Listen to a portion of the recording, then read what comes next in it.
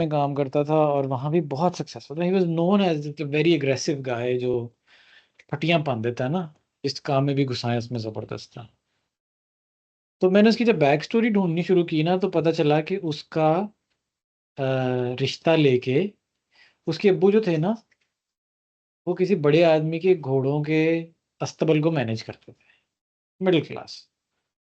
तो वो कहीं रिश्ता लेके गए बेटे का, तो उन्होंने कहा लो जी तुसी तो यह काम कर दो, ਇਹ भी कोई काम है ਅਸੀਂ नहीं करना।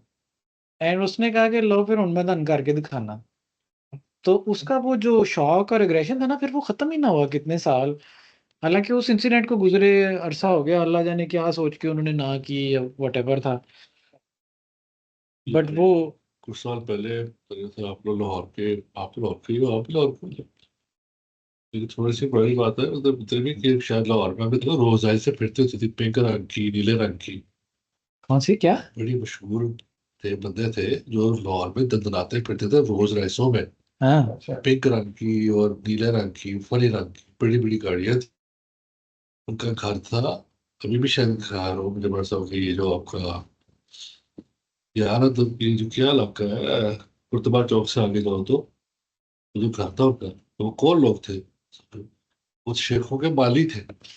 हाँ शेखों के माली थे। वो कपड़े डिजाइनर ऐसे पहनते थे कि वो आम पहनते थे। और वो someone new, he told me कि मैं एक दफा उसकी गाड़ी में बैठ गया रोज राइस में। हाँ की कहता गंदी गाड़ी थी। अंदर वो, अंदर ही कहता खांदा सी लगता था, अंदर ही हगदा सी। और अब वो गायब हो गए लोग। उसका टीवी में टू भी आया था, कहता कि मैं फ्लोरिडा पढ़ने के लिए गया तो ये मेरे साथ पढ़ती थी ब्रूशीज। उसका मतलब मैं दोस्त था। और कहता जो मैं कपड़े पहनता हूँ, ये कपड़े जो है वो दुनिया में तरीन से चंद लोग पहनते हैं। लाहौर में बड़े नजर आते थे यार ये जैसे लोग। वो कोई होता है ना, इन्फीरियरिटी कॉम्प्लेक्स होता है और वो उसको और उनका घर ओवरडू था करने की कोशिश कर इंडियन, रहा है। ये टोरेंटो मार्केट के पीछे वाला इलाका जो है फिर साइड के ऊपर, उधर था। मैं घर भी देखा, उनका गाड़ियां खड़ी थी, ईंटों पर रखी थी बड़ी बड़ी गाड़ी में। अब देख खड़ो। मेरा बेटा कहता है कि पार्क में उसका एक एक बच्चा आता है मोहल्ले का, मुझे कहानी सुना रहा था कि एक बच्चा आता है, तो वो हंस रहा था, कहता है बहुत ही वेल ड्रेस्ड है, यानी उसकी अम्मी उसको सूट पैंट पहना के, वो पहना के तो फुटबॉल खेलने भेज देती है। तो मैं अब सोच रहा हूँ कि यार क्या थिंकिंग है माँ की, कि वो बच्चे को ये करा के भेज रही है। आई थिंक प्रोबेबली कोई सदमा है पुराना जिसको वो ओवरकम करने की कोशिश कर रही है। एक्चुअली उनके पिछले हमारे अपने दोस्त से बात हो रही थी। ये एक होता है, अब बहुत अमीर है, हम्म। वो अमीर, ठीक है।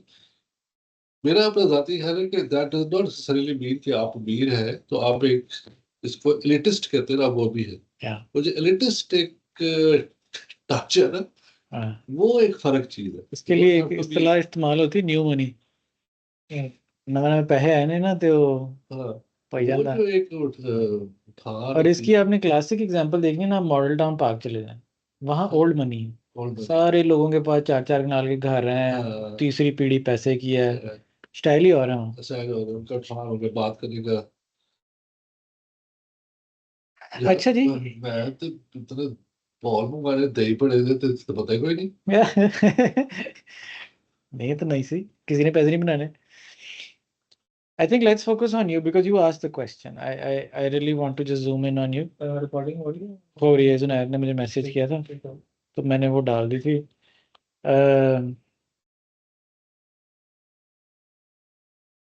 So goes without saying, but there's a couple of things I just want to make very clear from my perspective. कि ये जो मैं आपको बताने लगा हूँ ये मेरा ही ख्याल है। मैं कोई, मेरी भी लिमिटेड सक्सेस है। I think my net worth is problem तक का मैं आपको रास्ता समझा सकता हूँ, उससे आगे वो जो एकेडमिक है, I understand how to do it, but I haven't been there. And mostly it is because I am not interested in being there, because I don't think money means success. तो मेरी अपनी personal values में पैसे की एक खास अहमियत होती है और उससे आगे नहीं होती। और जितनी कि मेरी जिंदगी में पैसों की अहमियत है वो मैं मेरे पास है, शुक्र अल्लाह का। आपने वो ग्राफ देखा हुआ है, happiness versus income? There's a very famous research which they looked at what the average median income of somebody is and how happy he reports he is. So if you're poor in the US, you are at like $40,000 or something, you're not happy. So you make 50, you're slightly happy. You make 70, you're more happy. Around $80,000 a year, which is the average, आप समझो living of a developer. तकरीबन इतना ही America में एक developer को मिलता है. That starts to flatten out. So now when you make 90,000 and 100,000 and 110, you don't become incrementally happier. It kind of just you stay the same level of happiness. Flat हो जाता है, flat होता है, नीचे आ जाता है, फ्लैट होता है, यानी ग्रेजुअली इंक्रीज करता है, फिर बहुत ज्यादा इंक्रीज चाहिए आपको to make a small increase in happiness. So what they can deduce from it was कि इफ यू आर आपकी ज़रूरतें पूरी हो रही हैं तो anything beyond that doesn't make give you any joy. अब आपको जो इससे ज़्यादा पैसे चाहिए ना, उसके लिए आपको बहुत मेहनत करनी पड़ेगी, टाइम लगाना पड़ेगा, तो फैमिली से दूर रहना पड़ेगा, तो वो व्हील में जो बाकी चीज़ें वो पूरी होनी बंद हो जाती हैं. So you actually start to become less happy with more money, but you think more money will solve all these problems, but they don't. ये जो हमारी तो आप इनको कहते हैं कि जो रज्जे होते हैं ना, हाँ, है ना, वो उनको नहीं फर्क पड़ता. मतलब रज्जे है ना, मुझे ये लगता था कि बस मैं ना मेरा घर बन जाए ना, फिर गाड़ी बन जाए, फिर घर बन जाए, फिर चलो एक तो एक्स्ट्रा थोड़ी सी एक्स्ट्रा इनकम भी आ रही हो, मैं काम ना भी करूँ तो हो जाए. तो वो कोविड के दिनों में तो मैंने फिर साल छुट्टी ले ली. And I just realized that making more money is not really making me any happier. So maybe ये think of हैप्पी का something else. फैक्टर जो है ना, ये मुझे कोई समझ नहीं आता है. How do you gauge happiness? That's a good question. And what they do is they just give you like a device and it asks you 5-6 times a day, are you happy? They don't comment on what makes you happy. They just ask you if you feel happy. That's it. It's a very simple research mechanism. And there's tons of research on it. It's pretty useful. Anyways, the money and wealth don't equate to success. So जब आपने कहा ना कि वो 20s में millionaire बन गया, it's as if that is the yardstick of success. आप 20s में अपनी माँ की खिदमत कर रहे थे, generally is not viewed as a measure of success unless it translates into wealth and then you call it wealth.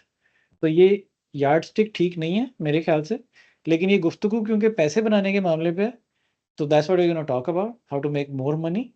Just want to be, the disclaimer is I don't think that success. दूसरा ये है कि adjust for the situation that somebody is in. अगर आप के parents indebted थे या आपकी टांग टूटी हुई है और something, success is going to be different for you and the maximum amount of money you target is going to be different for you. अब आपके केस में if you have chosen to live in Pakistan, I presume you have chosen it, then that has certain limitations. ठीक है, and you want to compare yourself to somebody via purchasing power parity. So if you look at the US versus Pakistan, एक ही lifestyle में it's a 1:6 ratio. So अगर इधर $10,000 है और उधर $60,000 है तो एक ही जैसी लाइफ होगी आपकी. बट जनरली आप जब कहते हैं ना फलाना मिलीनियर बन गया, तो वो अमेरिका बैठा होता है, वो हो सकता है मिलीनियर बन के भी बेचारा साल की भी तनख्वाह ना पूरी कर सक रहा हो. If you have $1 million in the US, you can probably have a very average retirement, very average. Something जो आपको मे बी $40,000-50,000 महीने साल के देती है. In the US, in Pakistan, $1 million will make you very comfortable, no problem. And by this I mean कि $1 million आपने invest कर दिए और इन्वेस्टमेंट से खा रहे हैं. हाँ, तो जो खर्चन लोगों दे तो ਤੁਸੀਂ बहुत ही बादशाह, लेकिन even if you responsibly invest it, $1 million is pretty comfortable in Pakistan. It's like I think 60 crore के कितना बनता है शायद, decent amount. 30 crore, sorry, exactly. And as I told you this कि ये है. तीसरा ये है कि सक्सेस का एक बायस होता है.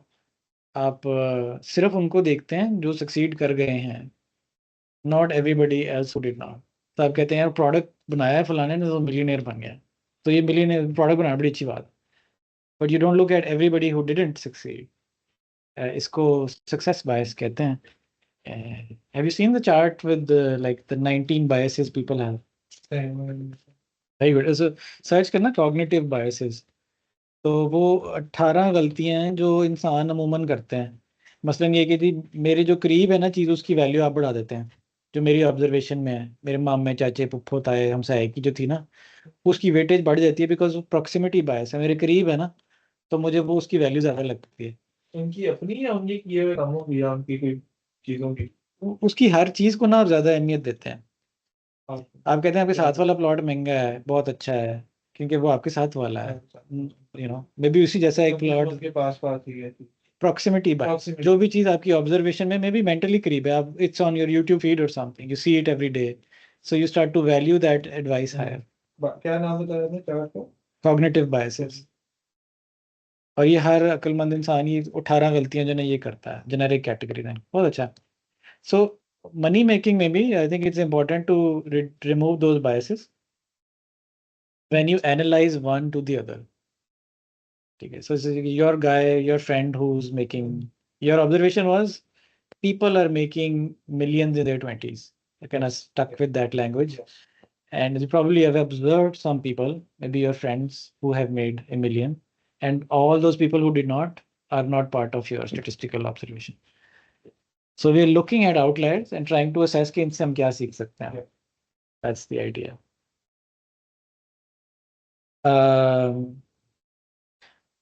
I think you're from a finance background, so you will understand this more than maybe Asad who's on the call.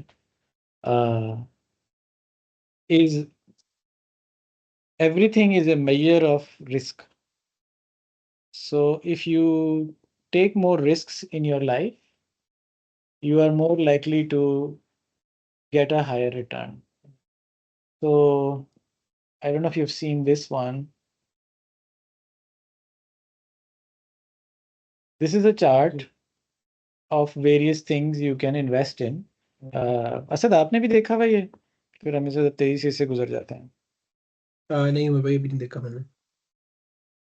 So this is a chart that shows you the risk reward matrix options in public equities.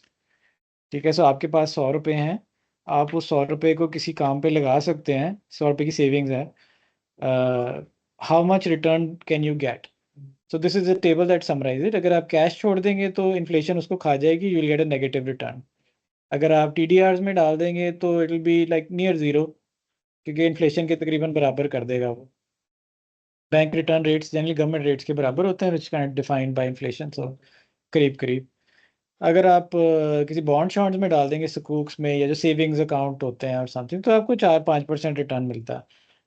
मौजूद दुनिया में 2-3% मिलता है, पाकिस्तान में inflation adjusted. On top of sure या maybe 2-3% on top of bank rate. इसको KIBOR rate कहते हैं पाकिस्तान में. तो वो बहरहाल money markets are pretty safe, क्योंकि ये गारंटीड होते हैं, लोन्स होते हैं, तो इनका रिटर्न भी कम होता है. गारंटीड होते हैं का मतलब है कि रिस्क कम ले रहे हैं हम. ठीक है, इससे अगर आपने कंपेयर करना है तो आप कहते हैं नहीं नहीं सूद तो हराम है, तो वो तो नहीं मैंने करना, स्पूक्स भी नहीं मैंने करने जो इस्लामिक बॉन्ड है. तो फिर रियल एस्टेट में घुस जाए, हमारे यहाँ टिपिकल प्रॉपर्टी का वो है शौक. अगर अब आप दुनिया की एवरेज लें रियल एस्टेट रिटर्न, तो it's about 3.84%. You would not believe it. Pakistan में भी मोस्ट ऑफ द टाइम आप इन्फ्लेशन एडजस्ट नहीं कर रहे होते या डॉलर एडजस्ट नहीं कर रहे होते. ये 5 साल का एनुअलाइज रिटर्न है. ये हाँ. 3.84 ये 20 साल की एवरेज है ग्लोबल. और इसके अंदर दुबई एंड ऑल. या you can look at them. ये रीट्स जो होते हैं ये कहलाते हैं real estate investment trust. These are large buckets. इसमें वो सर्वर का बिल्डिंग भी होगी, वो क्या डेटा सेंटर की बिल्डिंग भी होगी, और कमर्शियल सेंटर भी होगा, और रेजिडेंशियल भी होगा, और उनका मिक्सचर बना के ना वो एक एवरेज ले लेते हैं रियल एस्टेट. हर डिफरेंट कैटेगरीज में थोड़ा बहुत इससे ऊपर नीचे मतलब आसपास ही होगा. हाँ, सो ना 3 का 5 हो जाएगा, 2 हो जाएगा, किसी साल ऊपर हो जाएगा, किसी साल नीचे. But the average is telling you कि इस एसेट क्लास का रिटर्न ही बड़ा लिमिटेड है, लेकिन 3% है. इसमें से सारे को डाल दिया हुआ ना, तो हो सकता है कि किसी एक सेगमेंट ने उसके ऊपर बहुत बड़ा इम्पैक्ट डाला है. मैं इस मुगालते में बहुत अरसा रहा, बिकॉज हमारे यहाँ डिफ़ॉल्ट ही होता है कि पैसे बचे हैं प्लॉट ले लो, पैसे बचे हैं घर बना लो. हमारे यहाँ ये डिफैक्टो है, बिकॉज हमें हमारे पेरेंट्स ने यही सिखाया. लेकिन हमने देखा भी है ना. हमने नहीं, उनको देखा आपने भी है. कभी उस तरह नहीं देखा. आपने देखा है कि वो 1 लाख का था, वो 35 लाख का हो गया.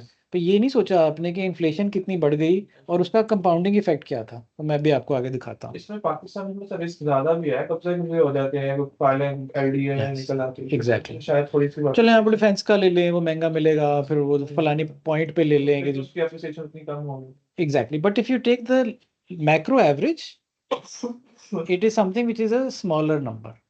It is worse than some of the other stuff I'm going to show you. कहते हो कि इसमें वो इन्फ्लेशन का फैक्टर है, तो ये क्या इन्फ्लेशन का फैक्टर क्या इसमें डाल के ये परसेंटेज बता रहा है? जी, ये डॉलर अमाउंट्स हैं, ग्लोबल एवरेज है, तो उसमें इन्फ्लेशन एडजस्ट हो जाती है।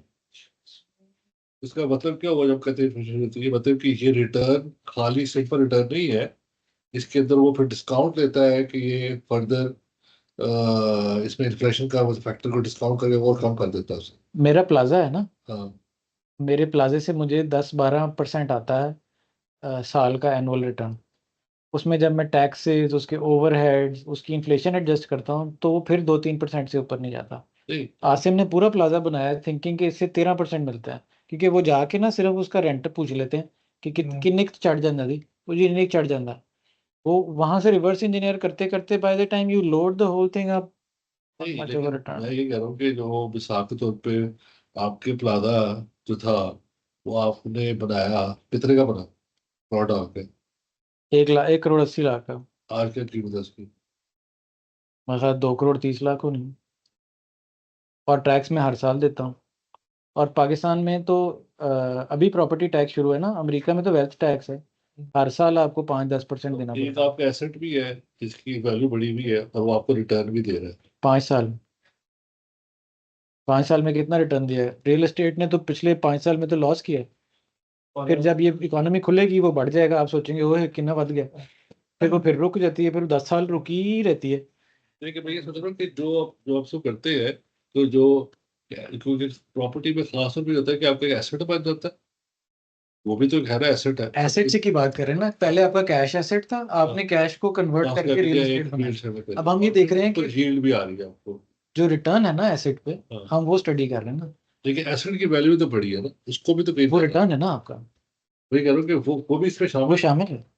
ये रीट्स जो है ना, ये एक फंड की तरह होते हैं, आप जाके 2 यूनिट खरीद लेते हैं, उसमें उसकी जो एसेट अप्रिसिएशन है, कैपिटल गेन्स, और जो डिविडेंड यील्ड है यानी रेंटल, दोनों शामिल होते हैं। तो ये शायद इसी पे फंस गए हम, लेकिन ये मुझे भी काफी देर इस पे हैरत थी। हाँ, असजद ने मुझे बड़ी मुश्किल समझाया था ये, and it is true, you look around, it is not as good as you think it is. लेकिन मैं still My point is, it is one of the best. I am going to show you other Sheikh sahab just what ठीक है, has hundreds of apartments, probably thousands on rent. I'm going to show you why this makes sense in a bit. Just go with me for a minute. Okay. ये real estate पे हम आ गए, public option में से हम real estate में आ गए। अब हम पब्लिक मार्केट्स को स्टडी करना शुरू हो गए, जहाँ पैसे थे मेरे पास 100 रुपये, ठीक है। मैंने काम कोई नहीं करना, मैंने कहीं इन्वेस्ट करके ना बाहर आ जाना। ठीक है, अब रिटर्न की मेरे पास ऑप्शन क्या है कि मैंने खाली पैसा इन्वेस्ट करना है, टाइम नहीं लगाऊंगा मैं, ठीक है। सिर्फ पैसा लगाऊंगा। अब इसके बाद आपके पास ये SPUS टाइप चीज़ें शुरू हो जाती हैं। ये ग्लोबल शरिया कंप्लायंट एक्विटीज़ फंड है, अमेरिका की टॉप की 500 कंपनियां जो है ना वो SPUS में है, ठीक है। जो शरिया कंप्लायंट है। उसका 10 से 13% रिटर्न है पिछले 20 साल का। सबसे मैच्योर मार्केट की सबसे बड़ी कंपनियों का सबसे बड़ा हिस्सा 12 से 13% देती है, 100 रुपये के पीछे 10 रुपये देती है हर साल, ठीक पर मुझसे कोई टाइम नहीं मांगते। ठीक है, इसी तरह ये ISWD है, ये यूरोपियन है, ये 5.5% पे है। है। गुड। प्रीटी गुड यार, डॉलराइज्ड है ये, हाँ। सो इसमें कोई वो करेंसी डिप्रिशिएशन शामिल नहीं है। मिनिमम कैपिंग होती है, उसे कंपनी से नहीं कर, तो भी कर सकता है। 2 रुपये के ले लें आप जाके, कुछ नहीं है। ये हैं बड़ी कंपनियां, टॉप 500। तो हाँ, वो ठीक है, देखो। फिर मिड कैप्स हैं, यानी दरमियाने साइज की कंपनियां, इनका रिटर्न थोड़ा सा हायर है इससे, इसमें इसका 13 है तो उसका 15-16 है, और फिर स्मॉल कैप है उनका 10-20 है। ये है पब्लिक। सो पब्लिक कंपनी छोटी से छोटी भी जो है ना, is like you talking 500 million type. तो जो शुरू में आपने बात की थी हायर द रिस्क, तो यहाँ तो रिस्क लो नहीं है क्योंकि पूरी एस्टेब्लिश कंपनी है, सारा कुछ है, जी, पर टाइम भी नहीं मांग सो रहा। The lower the risk is, the lower the returns. Return तो बड़ा हाई नहीं है, रिस्क के इनसे तो part कम है ना, इनमें रिस्क ज्यादा है, ये छोटी हैं, इनका रिटर्न भी हाई है। जितना आप रिस्क ज्यादा लेते जा रहे हैं उतना ही रिटर्न ज्यादा होता जा रहा है। में अब ये इस तरह जा रहे हो, नीचे से रिस्क जी। बढ़ता जा रहा है। जी हाँ। अभी तो एक कैटेगराइज पे जा रहे हैं हम, लेकिन रफली स्पीकिंग जैसे जैसे हम नीचे जा रहे हैं रिस्क बढ़ रहा है, रिटर्न भी बढ़ रहा है। ठीक है। गोल्ड है टिपिकली, औरतें कहती हैं जेवर ले लो, again not a good investment. 5.4% है SPDR, ये जो गोल्ड फंड है अमेरिका में, और पाकिस्तान में मिजान गोल्ड फंड है अबाउट 6%। 20 साल की एवरेज निकाल के देख लें ये भी ब्रोशर में। Gold shoots up when there is uncertainty in the world। जंग छिड़ गई है, वो तो अपना फाइनेंशियल क्राइसिस आ normal गया। हो गया। तब से बात कोई ना कोई सीन चल ही रहा है। नहीं, बट वो सिर्फ उस पीरियड में होता है। आप ग्राफ देखोगे ना, तो जैसे जंग शुरू हुई है तो डॉलर गोल्ड ऐसे गया है, और जैसे ही जंग खत्म हुई वो नीचे आ गया। तो फिर किस पीरियड में एग्जैक्टली आप या तो टाइम करें उसे एग्जैक्टली कि किस वक्त हालात। इस टाइमिंग द मार्केट वाले चक्कर में तो सर रुल गए हैं सारे ट्रेडर्स। एग्जैक्टली। सो हम ट्रेडिंग की बात नहीं कर रहे, हम इन्वेस्टमेंट की बात कर रहे हैं। ठीक है। तो इन्वेस्टमेंट्स में अभी हम मैक्सिमम यहाँ तक पहुंचे थे कि कुछ भी मैं ना करूँ, डाल दूँ उसमें, तो अल्लाह खैर रखे तो 20 साल 25 साल के टाइम फ्रेम मैंने कुछ मिल जाता। मैं कहता हूँ नहीं, मैंने इससे भी आगे जाना है। तो then the next option is कि आप एक्टिव फंड्स में इन्वेस्ट करना शुरू कर दें। ये ऊपर जो ये इंडेक्स फंड्स हैं जो खुद ही चल रहे होते हैं, कोई मैनेजमेंट की जरूरत नहीं। हाँ। असद, अगर आपको समझ ना आ रही हो तो सवाल पूछ लेना। मेरे सामने बैठ बैठा है, which he has a finance background, so he gets a lot of these things। अच्छा, ये जो पब्लिक इक्विटीज है हम्म, जिनमें आप पैसे डालते हैं, हम्म। इन्होंने आगे किस में डाले हुए? पब्लिक इक्विटीज ने पब्लिक कंपनी में डाले हैं ना, वो इसीलिए पब्लिक उनको कंपनियां पब्लिक जो है कंपनी वो कहते क्या हैं। करती है? वो सर्विस का काम कर रही है, मैन्युफैक्चरिंग का काम सो लाइक S&P 500 को आप देखेंगे तो टॉप की 10 कंपनियां टेक की कर रही हैं, है। Nvidia, Google, amazon। उसके बाद ऑयल एंड गैस की भी हैं, हेल्थ केयर की भी हैं। अब उठा के देख लें लिस्टिंग उसकी, एंड दे कीप चेंजिंग। जब कंपनी बड़ी हो जाती है वो S&P में डाल देते हैं, छोटी हो जाती है निकाल देते मतलब ऑब्वियसली वो भी आगे से फर्दर कंपनियों में इन्वेस्ट कर रहे हैं। अब ऑयल एंड गैस अगर आप करें हैं। तो कौन? आप जो आप जिनमें डाल रहे हैं इस हाँ पे जी, ये फंड है, ये ये बास्केट है ना, फंड है, और वो आगे से कंपनी में एक इन्वेस्ट, कंपनी में मेंटेन कर रहे हैं। लेकिन कंपनी में इन्वेस्ट कर रहा है, पैसे में नहीं, कैपिटल नहीं दे रहा किसी को उधार, हाँ, किसी कंपनी में इन्वेस्ट कर रहा है, and that company is providing a service to a person and making. मतलब समझ गए कि वो खुद ऑयल नहीं खरीद रहा, नहीं नहीं, वो किसी ऑयल की ऑयल की कंपनी का आप शेयर होल्डर बन शेयर रहा होल्डर बन रहा है जी। ये अपनी कंपनी के शेयर होल्डर ही है ना, है। बस वही हो। इनकी प्राइवेट इक्विटी है, वो पब्लिक इक्विटी है। तो अच्छा, इसके बाद ये एक्टिव फंड्स हैं, ये थोड़ा सा प्राइवेट फंड से बेहतर हैं, depending on who you ask. 19-20 का ही फर्क होता है, कोई खास नहीं। यहाँ तक अगर आप सेटिस्फाइड नहीं हैं तो फिर इसके बाद प्राइवेट ही ऑप्शन है, प्राइवेट इक्विटी की ऑप्शन है। प्राइवेट अगर 10-12% से आपकी दाढ़ गीली नहीं हो रही तो, बल्कि actually let me skip for a minute. वो भी तो हो सकते हैं शेयर देखिए अब private shares in what? Index की प्राइवेट इक्विटी होगी ना, shares in a private company is, in public company का आ वैसे ही किसी कंपनी के शेयर आपने खरीदने हैं। वो कंपनी प्राइवेट है कि पब्लिक है? पब्लिक तो फिर पब्लिक इक्विटी में गिना जाएगा ना ये। आप लोग खुद खरीद मतलब फंड्स नहीं तो उसमें आपने से कैटेगरी में ठीक जो आप फंड में जाते हैं तो वो डिस्ट्रीब्यूट करते हैं ना रिस्क आपका। तो आप एक भी कर So this is the chart. You understand this, I'm sure. This is a compounding simple calculation. Asad, आप लाइन पे हो? जी बाबा। तो हम कह रहे हैं कि हमने 20 साल में मिलियनेयर बनना है। हम्म। ठीक है, यहाँ आना है हमने 20 साल में। अभी आप हो like your early 30s, is it? Ji. And you want to get to a million by 50. You have two pathways. एक ये कि आप प्लॉट खरीद लें 5% का, जिस तरह हम पीछे देख रहे थे। तो 5 साल, हर साल वो कंपाउंड होता होता होता ना एंड में 53,000 का हो जाएगा। This applies to Australia as well. ठीक है। Yeah. And the other is कि आप बहुत ज़्यादा रिटर्न एम करें हर साल, and in which case this will grow to be 1.7 million in 20 years. ठीक है। ये जनरली कंपाउंड इंटरेस्ट की शक्ल में दिखाया जाता है, बट रिटर्न्स की बात हो रही है ना। सो ये क्या है, ये कि प्राइवेट कंपनी में इन्वेस्ट किया था और आप better than market average results achieve कर रहे थे, तो you got to the million. अगर आप सेफ खेलेंगे, जॉब करते रहेंगे या किसी सेफर इन्वेस्टमेंट्स में डालते रहेंगे, तो फिर आप वहां नहीं पहुंचेंगे। तो इसमें कोई प्राइवेट हैरत की बिजनेस का बात नहीं। मतलब है लाइक अ स्टार्टअप और समथिंग, या क्या इसकी कैटेगराइजेशन क्या है? Yeah. So I'll just switch back to the other slide then, which is what that was talking about. कि ये थी ऑप्शंस जिनकी हम बात कर रहे थे। ये ठीक 6%, 5%, ये वो प्लॉटों वाली कहानी है ना, ठीक है। मीडियम एंड लो रिस्क वाली बात। Medium and low risk. और ये फिर यहाँ से ये बड़े बड़े नंबर शुरू हो रहे हैं 20-30% के। ये सब अपने साथ रिस्क ला रहे हैं। वीसी फंड में डाल दो, रियल एस्टेट में डायरेक्टली घुस जाओ, कंस्ट्रक्शन वगैरह की चीज़ों में, राइट। या अपनी कंपनी बना लो। प्राइवेट प्रोडक्ट वाली कंपनी बनाओगे तो बहुत ज़्यादा रिटर्न है, सर्विसेज की कंपनी बनाओगे तो कम रिटर्न। राइट। ठीक है, like these two. So the question कि मैं मिलियनेयर कैसे बनूं by the 20s is really the question of how much risk you can take और how much risk you took. Very straightforward, it is not that complicated. इसमें एक और भी है, लेकिन वो लिखा नहीं हुआ। वो कहते हैं ना, आप किसी जनरल के बेटे घर पैदा नहीं हुए, ये आपका कसूर नहीं है, लेकिन आप उसके बाद रही है, ये आपका कसूर है। Yeah, well, that's one way to look at it. जब बैंक खरबपति हो रहे हैं ना, फौज में डाल, ये भी डाल दिया, फौज में आ जाए, पाकिस्तानी फौज।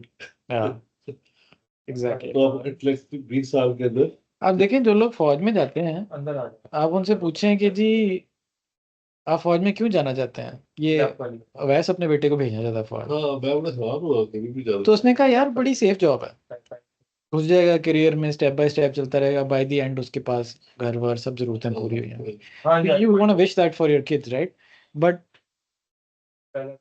the fact of the matter is low risk low reward ही रहता है।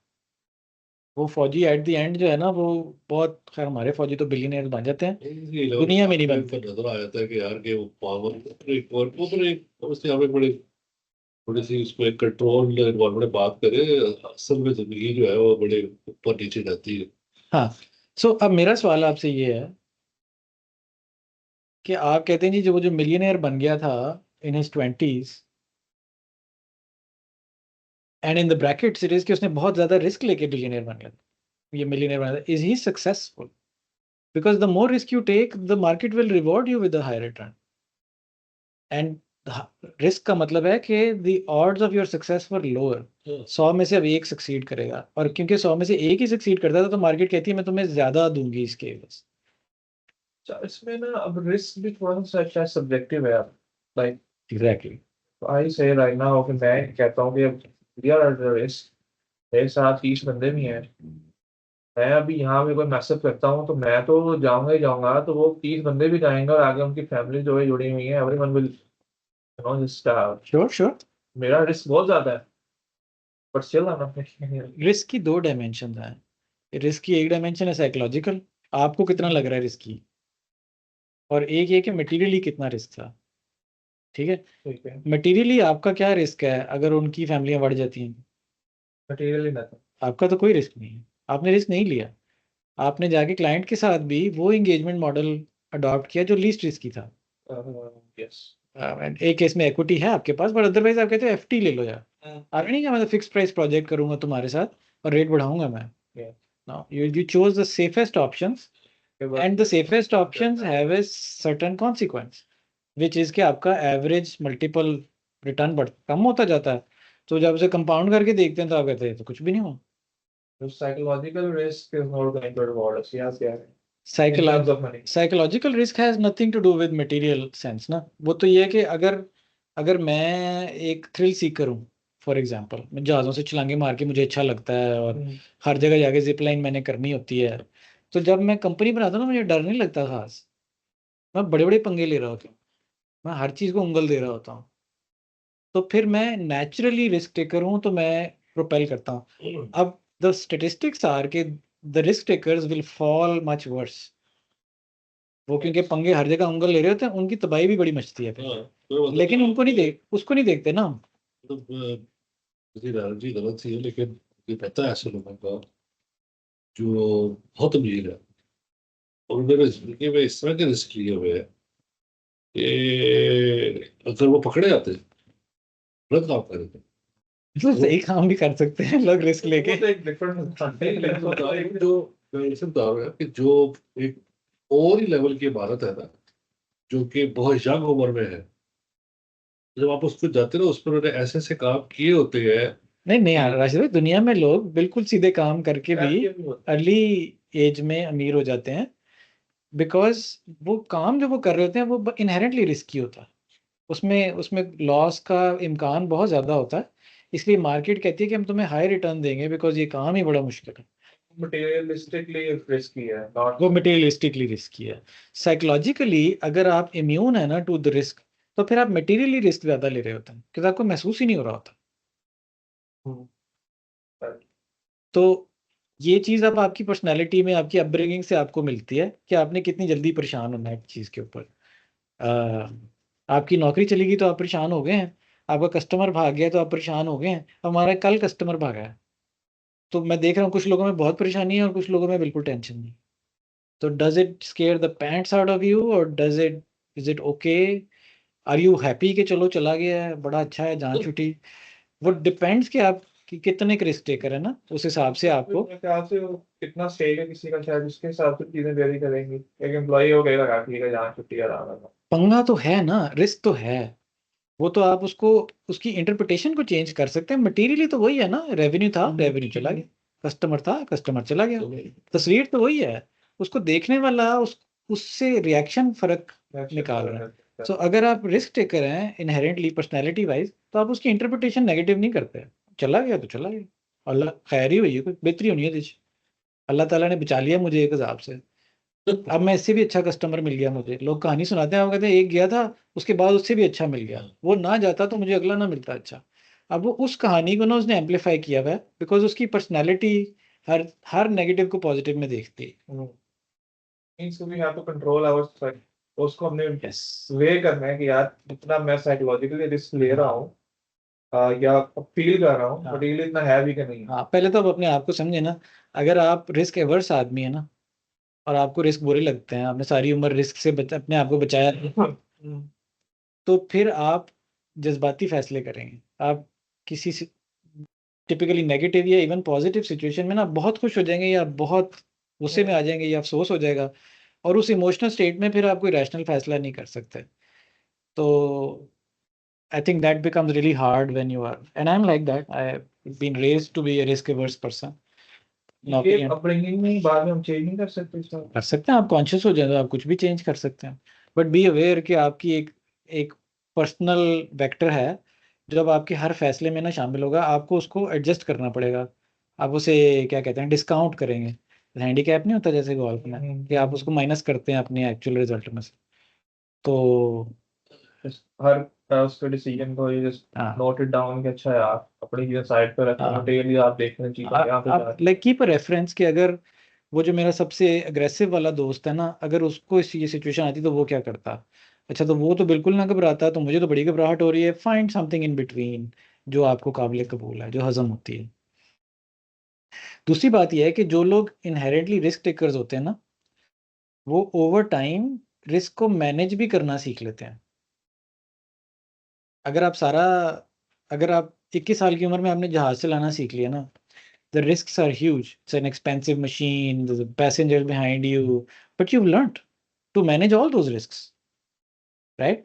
आप सारी उम्र ना चलाएं और आप बाद में शुरू करें तो वो you feel more scared because of that situation, क्योंकि आपने वो रिस्क मैनेज करने सीखे ही नहीं। तो शेखों के बच्चे बचपन से कारोबार चलाते हैं, तो उनको नहीं डर लगता इन चीज़ों से। और जिनके बच्चे नौकरी पेशा हैं, सारी उम्र नौकरी करके कारोबार में उनका त्राह निकल जाता है उनका जब पहला मसला आता है। पहले तो घर वाले कर नहीं देते आपको। आप यकीन करें, कल रात को मैं घर से बाहर निकला हूँ, तो ना मेरे पोर्च के ऊपर 2 सरकारी स्टैंप के लेटर आए हुए थे। अब मेरे पास सरकारी स्टैंप के लेटर आते हैं सिर्फ एफबीआर से। मेरे ऑडिट खुले हुए हैं, वो को मनहूस सी खबर होती है ना। अब मैं वो लेटर लेके मैं आके खाने की मेज़ पे बैठ गया, मेरी अम्मी भी बैठी थी, अब्बू भी बैठे थे और बेगम भी बैठी थी। उन्होंने कहा क्या है, मैं क्या सरकार तो ही कुछ आया, कोई पैड़ी खबर ही होनी। खामोशी मच गई टेबल पे, वो पता नहीं की होने लग गया है। वो लेटर खोला तो वो ऐसी कोई बिनाइन सी चीज थी, लेकिन we are not used to these kinds of risk and they this like oh my God अब क्या होगा। मुझे खुद जब 2-4 ऑडिट खुले तो मेरा तो like the worst part of my life. अब वो 10 साल हो गए मुझे ऑडिट भुगतते, अब मुझे नहीं उतनी घबराहट होती, ढीठ हो गया हूँ मैं। तो when you save yourself from risk because आप रिस्क एवर्स पर्सनैलिटी है, it just gets worse. Materially भी आप मैनेज नहीं कर सकते उस रिस्क को। अब मैंने अपना ऑडिट का रिस्क मैनेज करने के लिए ऑडिटर रखा हुआ है, that's sorted, so I can deal with that risk. The more I take the more I can address that. आपके केस में आपने सोचा होगा कि यार अच्छा अगर हमने प्रोडक्ट बनाया तो पैसे खत्म हो गए तो फिर क्या करेंगे? It's a risk, you run out of money, right? But if you did it long enough you would figure out कि अच्छा वो कैपिटल रेज हो सकता है, ये पैसे वाला है, इस तरह से मिटिगेशन हो सकती थी, वर्स्ट केस में ये कर लूँगा। You start to understand these things somewhat. मतलब ये शायद चीज़ है कि दे स्टार्ट अर्ली, और हम लोगों ने जो चीज़ें लर्न की विद टाइम या ठोकरें खा खा के की, वो शायद long process. Keep learning. I mean, I think it's not a learning problem. I think what I can really boil it down to is risk. आपने लाइफ में रिस्क अवॉइड किया है, अब आप उस ट्रैक पे चढ़ जाएंगे, बढ़ती रहेगी इनकम लेकिन कम स्पीड पे, वर्सेस द गाय जो मिलियनेयर बन गया, उसने कोई बहुत बड़ा रिस्क लिया और वो उधर को गया। But there's a couple of other things are thrown in as well. Risk is not the only. दो फेरे लगा दे किस चीज के? कर्ज के, रिस्क है ना, तारे के नहीं, उसमें से रिटर्न नहीं मिलना आपको, सिर्फ खुशी मिलनी है। रिटर्न क्यों नहीं मिल रहा? वो दिखेगी तो आप तारे के ना, वो करेगी तो कहता है यार एक फेरा है ये, एक फेरा ही होगा, तो बात कहाँ चली जाती है। Risk higher the reward. ये देखा था आपने? ये मैंने देखा आ, काफ़ी चीज़ें इसमें सीधी सीधी है ना? असद आपने भी देखा हुआ है, फिर मैं इसकी ज्यादा डिटेल में नहीं जाता। जी मैं भाई ये किया हुआ रिव्यू। आई थिंक आपके साथ तो मेरा एक 1-to-1 सेशन भी इस पे, नहीं वो कोहॉर्ट के साथ हुआ था। तो मेरे ख्याल में बाकी को बुला रहे दफ्तर में तेरे, दो तीन का खाना आ गया यहाँ, हाँ। किसने खाना तो आ जाओ। आई थिंक इसमें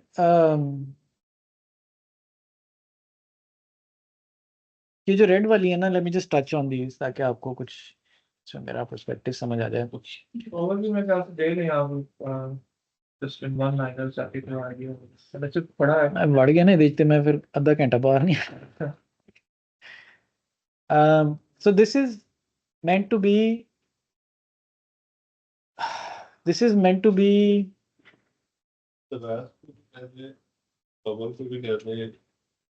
a slightly different question that this is being answered. यहाँ पे सवाल ये है कि मैं जितने पैसे बना रहा था उससे ज्यादा कैसे बना, ठीक है? So this is not about getting to $1 million, it's about how I would have made more money. So my advice to you first of all is to change yourself. बात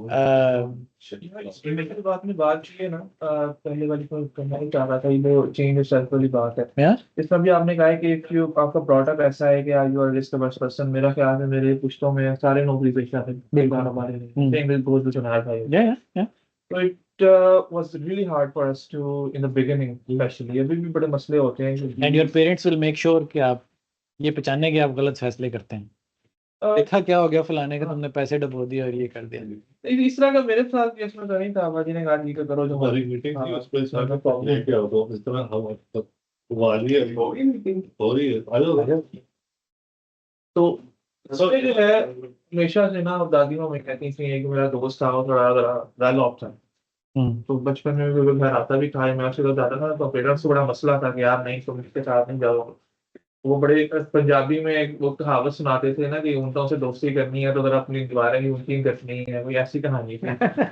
तो वो बड़ा डिस्करेज किया गया हमेशा से इस चीज को कि यार सुपर वाले लोगों के साथ नहीं आपने मिलना जुलना, और तो अभी तक वो हेजिटेशन होती है क्योंकि जो स्टीयर में रहता है ना वो उसके गिर्द एक वैल्यू सिस्टम कंस्ट्रक्ट करते हैं।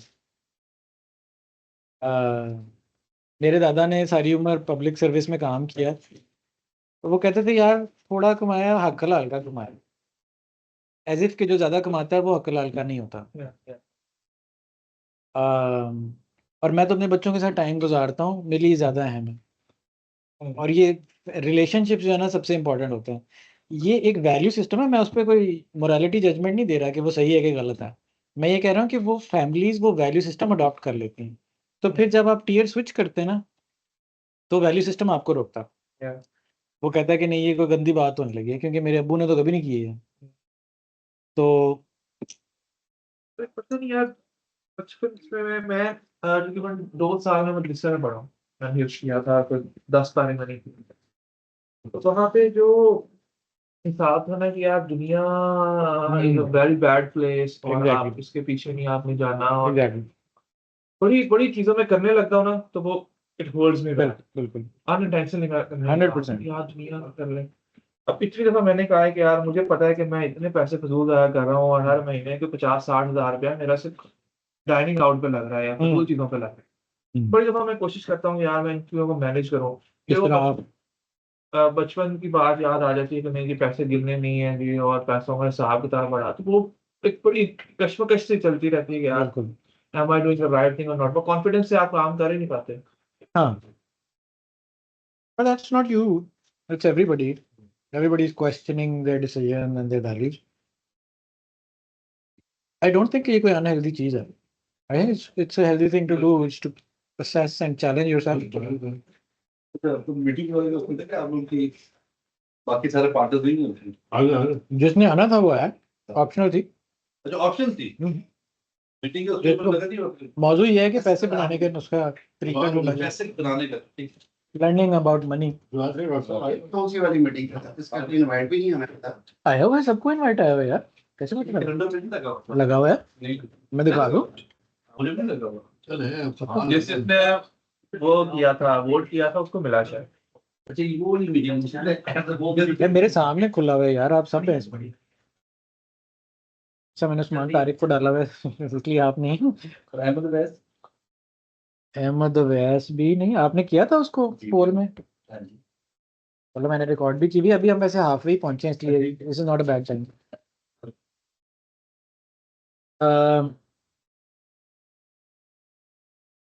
तो वो कहते हैं जी, I think the best thing you can do is if you want to be richer just hang around people who are richer, क्योंकि वो उनकी आदतें, उनकी वैल्यूज, उनकी ऑब्जर्वेशंस आप वो अडॉप्ट कर लेते हैं।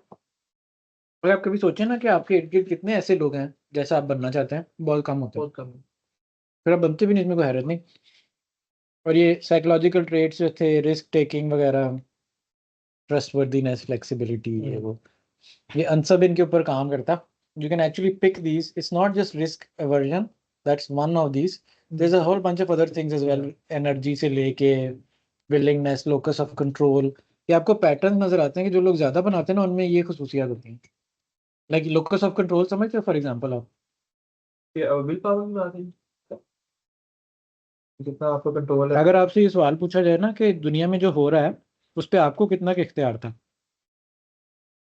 ये जो हुआ है आपकी वजह से हुआ है या ये हालात, वाकयात, किस्मत, दुनिया में या जो बिजनेस में दुनिया में। तो अगर आप कहते हैं ना मुझे इस पे इख्तियार था, मैं कर सकता था कुछ इसके बारे में, इमरान खान जेल में चला गया तो मैं निकल सकता था एहतजाजन में, लेकिन मैं नहीं निकला। तो ये जुमला बताता है कि आपका लोकस ऑफ कंट्रोल इंटरनल है, यू थिंक कि आपका कोई ताल्लुक है, दुनिया के मामलात आपसे इन्फ्लुएंस होते हैं। Okay, is it good thing और bad thing? This not a moral judgment, it's just the way people are. Okay, and there are other people जो आपको कहेंगे कि कोई चीज़ मेरी मर्जी से नहीं होती, वो अल्लाह की रज़ा से होती है, वो किस्मत से होती है, वो हालात तो मेरे कंट्रोल में नहीं होते, तो मुल्क का मैं क्या करूं। तो जितना रुझान आपका राइट साइड पे है ना, उतना आपका लोकस ऑफ कंट्रोल एक्सटर्नल है। ठीक है। और आप दुनिया में जाएंगे तो कहीं वो जीसस क्राइस्ट के हवाले होता है, कहीं वो भगवान के हवाले होता है, कहीं अल्लाह मियाँ के हवाले होता है। और जितना आप लेफ्ट पे आते जाते हैं वो इंडिविजुअल हो जाता है, वो कहता है हर चीज़ दुनिया की जो है ना मेरे इख्तियार में है। ये लेफ्ट वाला भी पागल हो जाता है और राइट वाला भी पागल हो जाता है। लेकिन आप ये पैटर्न देखते हैं कि एंटरप्रेन्योर्स में बिलखसूस इसका रुझान ज़्यादा है कि उनका ख्याल होता है कि उनके कुछ करने से दुनिया बदल जाएगी, तो उनका लोकस ऑफ कंट्रोल एक्सटर्नल होता है। और जनरली जॉब वालों का इंटरनल होता है, और वो उसको आदत से बन जाता है बिकॉज वो बेख्तियार बैठे होते हैं, उनके इर्द गिर्द कोई लोग बता रहे होते हैं उनको कि क्या करना है, और उनका वाकई कंट्रोल नहीं होता, पूरी कंपनी पे नहीं होता, अपने जॉब पे नहीं होता, तो दुनिया पे क्या होना है। आप 5-10 साल ये करते हैं, आपको यकीन आ जाता है कि मेरे इख्तियार में नहीं है, फिर आप तब्दीली को इंड्यूस नहीं कर सकते, कबूल भी नहीं कर सकते। ये भी अपब्रिंगिंग में पार्ट हो सकता है, क्योंकि आप एक बच्चा है जिसको कोई घर में पूछा ही कभी किसी ने नहीं, ओ यार तू वेला हो है सकता है, बिल्कुल। सारी चीज़ें आपकी पेरेंटिंग से भी आती हैं, हालात से भी आती हैं, लेकिन सारी चीज़ें जब आप बालिग हो जाते हैं तो आप बदल सकते हैं। ये बहाना सारी उम्र नहीं चलना चाहिए कि मेरे अब्बा ने किया था तो अब मैं तो बदल ही नहीं सकता। भाई जो रिस्क टेकर होते हैं या एंटरप्रेन्योर होते हैं, वो आपने बताया कि वो एक्सट्रीम राइट पे होते हैं, एक्सटर्नल जिनका फोकस होता है। उनका लोकस ऑफ कंट्रोल एक्सटर्नल होता है। उनका ख्याल होता है कि वो दुनिया बदल सकते हैं या उनके किसी अमल से दुनिया बदल जाएगी। लेकिन ये तो होता है कि यानी all उनको entrepreneurs are risk taker. Most But all risk takers और entrepreneurs जैसा तो नहीं है। You can be very stupid and take the wrong kind of risks and इस तरह की रिस्क भी आप बता रहे थे, अगर 2 आपको चक्कर लगाने वाली। अगर आप रिस्क टेकर हैं, मे बी आप जहाज से चढ़ा के छलांग मार लेते हैं, आपका रिस्क का शौक पूरा हो जाएगा। मैं भी कह रहा हूँ बिजनेस कि तो नहीं शुरू किया ना। मैं ये कह रहा हूँ कि एक रिस्क टेकर बंदा जो कि नेचर में है, जरूरी नहीं है कि वो अपनी कमाई का रास्ता एंटरप्रेन्योरशिप से करे। क्या जी। ये लाजमी है? जरूरी है? ये जरूरी करना नहीं है। तो ये बात नहीं करो कि ये हो कि अच्छा ये बड़ा रिस्क है तो ये कारोबार ही करना है। डेयर डेविल्स नहीं कहते, डेयर डेविल है बंदा, वो उसकी नफ्सी जरूरत है कि उसने रिस्क लेना है। क्योंकि नौकरी पेशा भी लोग ऐसे होते हैं। नौकरी पेशा बंदा क्या होता है जिसको कहते हैं जी, वो कह रहे हैं कि यार वो घबराना है, बॉस ने कुछ किया, उन्हें कहा यार पी जाता है, सबक कर देता है। देखिए कुछ होते हैं दिमाग खराब होते हैं, वो कुछ आगे से चपेटे कर आके निकल जाते हैं। वो 2-4 नौकरियों के बाद अपना ही काम शुरू करते हैं। वो परवाह नहीं करते। क्यों डॉक्टर साहब? परवाह नहीं करते। वो एंटरप्रेन्योर बनने के शौकीन उस वक्त नहीं होते, वो शायद मजबूरी में चले रहे यार के ये भी है, लेकिन वो है ना थे, मतलब वो हर वो काम नहीं करते जो उनका बॉस कहता है। ये नहीं कि चपेट मार देते, लेकिन वो कहते यार नहीं ऐ नहीं हो सकता। वो आत्मा सोच के रहता, वो चपेटे मार रहे होते हैं, नहीं करना। हाँ। अच्छा, अगर बेसिक आपने तब्दीलियां कर ली हैं तो फिर जनरली लोग ये करते हैं कि वो कमाते हैं। आप कमाते कैसे हैं, पहले ये सोच लेना जरा। श्योर, पर टाइम क्या चीज़ है? कमाते तो आप पैसे से भी तो कमा सकते हैं ना, पैसे से भी तो पैसा बनता है। डॉक्टर साहब अपनी अकल से कमाते हैं, इंटेलेक्चुअल प्रॉपर्टी से। तो पैसे बनते किस चीज़ से? Could be any of these, right? So finance की लैंग्वेज में जिस चीज़ से पैसे बनते हैं उनको आप एसेट्स कहते हैं, ठीक है। Right? Assets are the things you make money from. जी। मैं आपसे पूछता हूँ लुमिनोजिक्स के एसेट्स क्या हैं? आप उनसे पैसे बनाते हैं ना। क्लाइंट्स एंड एम्प्लॉइज, क्लाइंट्स क्या? इनकम सर्विसेज पे पैसे आ रहे हैं। मतलब क्लाइंट की टांगों से पैसे बनाते हैं आप किस चीज़ से पैसे बनाते? क्लाइंट्स के साथ जो आपका ताल्लुक है ना, क्योंकि डेवलपमेंट आप नहीं करते, तो डेवलपर करता है। कैपिटल आपका है, क्लाइंट का नहीं है। तो आपके और उसके दरमियान एक ही चीज़ साझी है, वो आपका ताल्लुक है। अगर उस जैसे बहुत सारे लोगों के साथ ताल्लुकात हों तो उनको मोनेटाइज किया जा सकता है through your, like if you know 100 entrepreneurs like Rishi नाम है ना उसका। So then that asset, that relationship is your asset. It's your relationship with your clients and it's your relationship with your employees. ये है एक्चुअल एसेट आपका। सो वो जो बैठ के वो पैर दबाता है, वो उसको एक्सचेंज करता है उस रिलेशनशिप को अगेंस्ट सम मनी, या वो लेन देन होती है, या वो लेते हैं उससे या वो उनसे लेता है काम। तो रिलेशनशिप एक्सचेंज हो रहा है actually in terms of the asset. That make sense, but it is something very rarely understood. कि अगर मैं आपसे पूछूं कि आपका जो ऋषि के साथ रिलेशनशिप है वो मेन एसेट है, तो वो बढ़ेगा कैसे, वो मैनेज कैसे होगा? तो आप उसे नुमरेट नहीं कर पाते कि रिलेशनशिप की सीढ़ी में स्टेप्स हैं क्या, और किसी से रिलेशनशिप बेहतर करने का तरीका क्या है। मैं तो अपनी बीवी के बारे में नहीं ये कह सकता कि मुझे उससे रिलेशनशिप बेहतर करना आता है, तो रहा ये कि मैं किसी क्लाइंट के बारे में ये फरमा दूं। लेकिन समझने वाली बात यह है कि ये बुनियादी एसेट है जिसको बेच के मैंने पैसे बनाए। करके अपने बढ़ा सकते हैं। मेरा पहले वाला भाग जाए, पहला एसेट भाग जाए, पहला एसेट भाग जाना मेरा।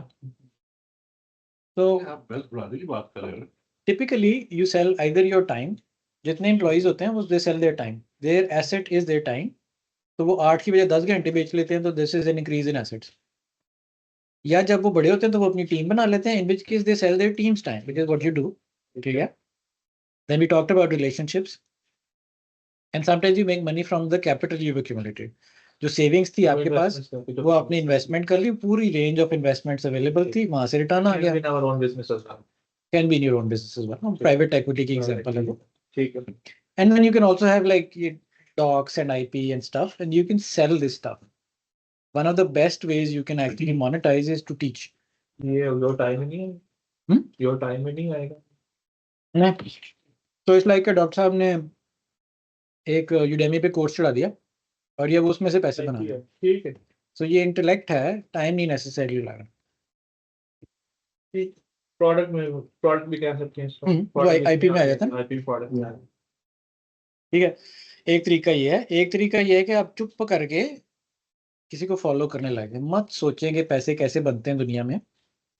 अगर आपने एक स्टार्टअप बनानी है तो ये ना सोचें कि ICP क्या है और मार्केट्स क्या है और कंपटीशन और differentiation and what not. Just follow. कोई एक बंदा पकड़ ले, लेकिन बंदा अपनी औकात का पकड़े। मतलब इलॉन मस्क को मैं फॉलो करूं, जस्ट नॉट गोइंग टू बनना नहीं, not necessarily just the person you follow. For example a customer need. अब ये कहते हैं कि मैं ना हेल्थ केयर में काम करता हूँ तो मैं हेल्थ केयर वालों की सारी ज़रूरतें पूरी करता जाऊँ। ठीक है, you pick an audience, just keep following their needs. Like you are doing AI content और आ गया उसको ये भी चाहिए, ये भी चाहिए, ये भी चाहिए। बस एक ऑडियंस है, मैं उसी की सारी ज़रूरतें अकाउंट्स पूरी भी करता उसको हूँ। दे दें और ये भी दे दें मुझे। हाँ, एग्जैक्टली। कि मुझे लेट से मैं हेल्थ केयर में या कंस्ट्रक्शन में काम करते हो आप, तो मैं कंस्ट्रक्शन में ही रहूँगा। कंस्ट्रक्शन वालों को अकाउंटिंग चाहिए होगी तो मैं वो करा दूंगा, मुझे उनको IT चाहिए होगी चाहिए, पेमेंट्स करा दो उनको, उनकी One रिक्वायरमेंट customer- चाहिए, रिक्वायरमेंट करा दो। Exactly. So you just keep focused on that person and his needs. Then you go to like construction fairs and you check कि इनकी क्या ज़रूरतें हैं and just keep following them. You follow their need. ठीक है।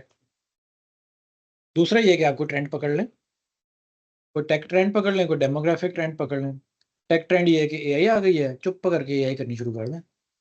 ना सोचें कि AI का फ़ायदा हो रहा है कि नहीं हो रहा। वो एक ट्रेंड है, उस ट्रेंड में सबने पैसे बनाने हैं, आपके भी कुछ ना कुछ बन जाएंगे। ठीक है। दूसरे हैं demographic trends. For example America में उनके बेबी बूमर्स अगले 10 साल में फौज शरीफ हो जाएंगे जी। तो जब वो फौत होंगे तो कुछ तो होगा, उनकी हेल्थ केयर के ऊपर खर्चा जाएगा, उनकी कंपनियों की ट्रांसफ़र के लिए दूसरी चीज़ें चाहिए होंगी।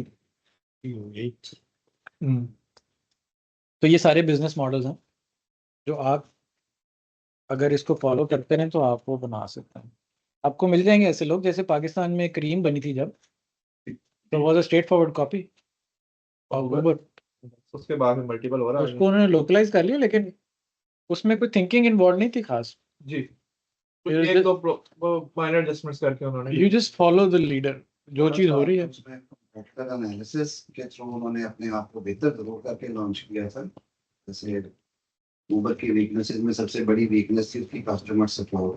उन्होंने सबसे ज्यादा फोकस ही उसके ऊपर किया था जब खरीद नहीं थी।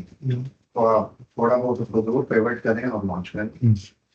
दूसरी चीज ड्राइव है, उसने उनको वाइप आउट करा दिया एंगोल और इंड्राइव। तीसरी चीज ये है कि आप just follow the money. This ये बात जो हमने भी की है पहले। Kind of what this is saying is कि अगर आपने देखना है ना कि अगली ईमेल कैंपेन आप किस इंडस्ट्री में चला, आपने IT सर्विसेज बेचनी है, आप इंश्योरेंस को भी बेच सकते हैं, आप हेल्थ केयर को भी बेच सकते हैं, तो किस कैसे चूज करेंगे आप? कहाँ पे पैसा कहाँ जा रहा है? पैसा कहाँ जा रहा है? तो अब ऐसे सारा पैसा तो जो है ना वो अमेरिका में मैन्युफैक्चरिंग में जा रहा है, क्योंकि वो लगा के मैन्युफैक्चरिंग वाला ना चाह रहा है। तो फिर अगर सारा पैसा वहाँ जा रहा है तो आपको नज़र आएगा स्टॉक मार्केट में, इन नई इन्वेस्टमेंट्स में वगैरह वगैरह आपको दिखना शुरू हो जाएगा। आप फिर बस वहीं रहें, ठीक है। वहाँ जाएं जहाँ पैसा है, जहाँ पैसा है कुछ ना कुछ तो फिर वहाँ IT बिकी जाएगी। This is the logic. क्या फिल्म है? मैंने देखी नहीं।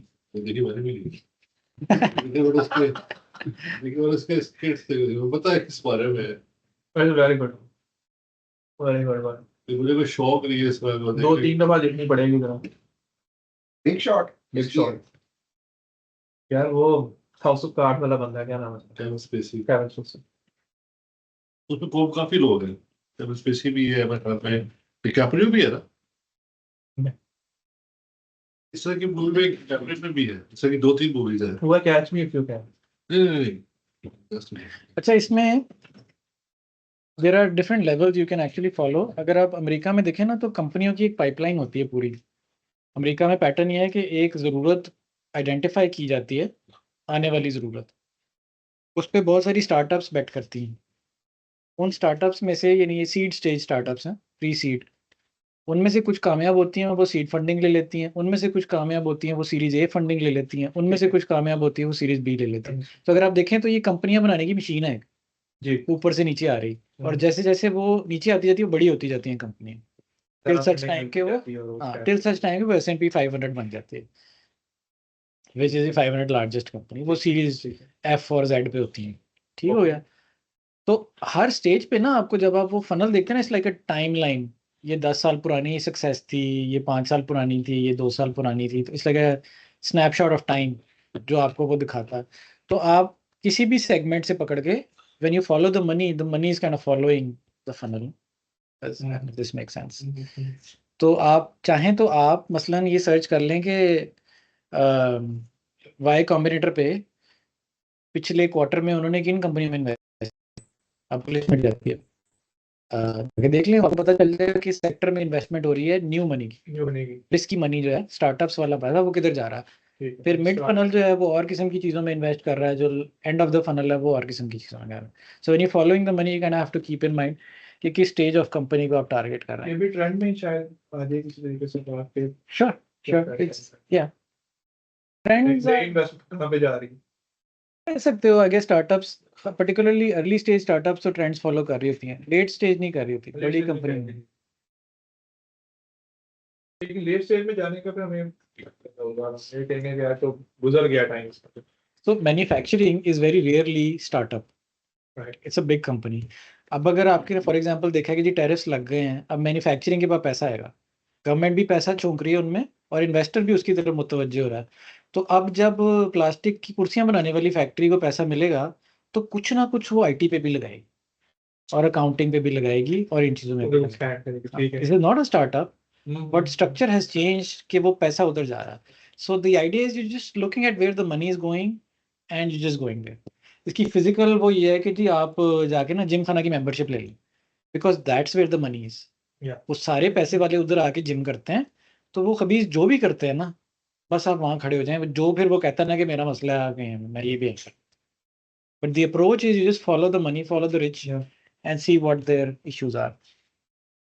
और तीसरा आखिरी ये है कि जी आप मार्केट लीडर पकड़ लें कोई, और जो वो कर रहा है बस वो करते थे। नहीं यार, ये मेरे साइज़ की कंपनियों में सबसे अच्छी जो है ना टेक्सटाइल है, तो जो टेक्सटाइल कर रहे हैं ना वही हम नहीं करते। ऊपर करके सिस्टम्स करते जाएं या करते जाएं। इस केस में आपको खास सोचना नहीं पड़ता, is just a very straight forward thing, जो वो कर रहा है वो करते जाएं। बट देन डॉक्टर साहब विल टेल यू कि नहीं नहीं ऐसी बात नहीं है, आपको डिफ्रेंशिएट करना चाहिए। आपने एक जनरल डायरेक्शन चूज़ कर ली है किसी को देख के, लेकिन अब आपको ऊबर की तरह ऊबर की कॉपी नहीं बनानी, डिफ्रेंशिएशन क्रिएट करनी है। क्योंकि ऊबर की कॉपी तो एक हफ्ते में बन जाएगी ऐप की, राइट। लेकिन अगर आपके पास कुछ खास होगा तो आप सरवाइव करेंगे ना, नई फंडिंग लेंगे। तो आप और आपका कंपटीशन फ़र्क कैसे हैं? अगर आप ये डिफरेंशिएशन क्रिएट करेंगे तो आपका बिल रेट बढ़ेगा। So the question is, you were making $8 an hour on average, how do you make more money is the question that we are answering here, is how do you make more money, right? तो हम कहते हैं you make more money by differentiating from your competition. ठीक है। Before going into this, ये हमारा आपने जो मुझे बताया था कि प्रोडक्ट जो सर्विसेज है उसका हमेशा कम ही होगा, जो है रिवॉर्ड रिस्क कम है ना। हाँ, एज कंपेयर टू प्रोडक्ट। या ये सारी चीजें तो मुझे लगे दोनों भी फॉल करेंगे, प्रोडक्ट पे भी और सर्विसेज पे भी। या तो दोनों भी करेंगे। And you can make all sorts of combinations of these. मैं वैसे इसको चार्ट की तरह बनाया, ट्री की तरह बनाया हुआ है, लेकिन really you can combine many things. मुझे ऐसे समझ आई तो मैंने ये बनाया। अच्छा, एक चीज़ जो मैंने ऑब्जर्व की है ना, कि हम पैसे बनाते कैसे हैं, and I think this one you will relate to, कि मैं कहता हूँ कि काम तो आपका डेवलपर करता है, और आपके जो क्लाइंट है उसको वो बंदे की ज़रूरत है, आप किस चीज़ से पैसे बना रहे हैं? वो रिलेशनशिप वाली बात आ गई है। रिलेशनशिप तो है, लेकिन व्हाट एंटाइटल्स यू? आपको किसने हक दिया कि आप बीच में से पैसे बनाएं? काम वो करता है, काम उसने कराना है, ਤੁਸੀਂ पे ਕੀ ਕਰਦੇ ਹੋ? ਤੁਸੀਂ ਕੀ पे ਕਰਦੇ हो? क्रिएट करना, दो पार्टीज को ज्वाइन करने रिस्क लिया हुआ है मैंने, एक कारोबार शुरू किया। रिस्क तो है, चलो ग्रांटेड, व्हाट एल्स? आपने कभी वो शेखों के बच्चे देखे हैं, वो चाइना जाके सस्ती चीज़ें खरीद के लाते हैं, फिर यहाँ लाके डिफेंस में बेचते हैं? मेरा एक दोस्त है शेख। तो वो क्यों, वो like how are they making money? They are buying from some place, it is buyer cheap. Seller को मिला है। Sure, everybody is doing that. शुरू से ट्रेडिंग में बढ़ गया। They are buying from where something is cheap and selling where that thing is expensive. Yeah. इसको business language में आर्बिट्राज कहते हैं, ठीक है। ठीक है? And this happens in all kinds of places. You will be surprised, even money has arbitrage. कि Japan में इंटरेस्ट रेट है 0, अमेरिका में इंटरेस्ट रेट है 3%, तो वो जापानीज येन खरीदते हैं बैंक से जाके 0% पे, उसके डॉलर बनाते हैं और यूएस बॉन्ड्स में इन्वेस्ट कर देते हैं। So they bought money where it was cheap and they sold it to where it was expensive. And you can do this with everything, plastic की बाल्टी से लेके डेवलपर के घंटों तक। बिल्कुल, डेवलपर के घंटे बेच रहे हैं ना, यहाँ सस्ते थे वहाँ महंगे थे। तो जो आर्बिट्राज जिसने फिल किया था वो ये थे। ये बेसिकली आर्बिट्राज ऑफ टैलेंट से कर रहे हैं, या यूँ कह लें कि यहाँ टैलेंट ज़्यादा था इसलिए सस्ता था, वहाँ कम था तो आपने बेच दिया। अच्छा, इसमें एंड देन अगेन रिस्क, कि आप किसी चीज़ का रिस्क ज़्यादा लेना चाह रहे थे तो आपने ज़्यादा हिस्सा रख लिया और वो कम। सो जो प्रोडक्ट बना रहा है ऋषि, उसने ज़्यादा रिस्क लिया हुआ है आपसे, जी। तो उस रिस्क के अगेंस्ट उसकी और आपकी रिस्क एपेटाइट में आर्बिट्राज है।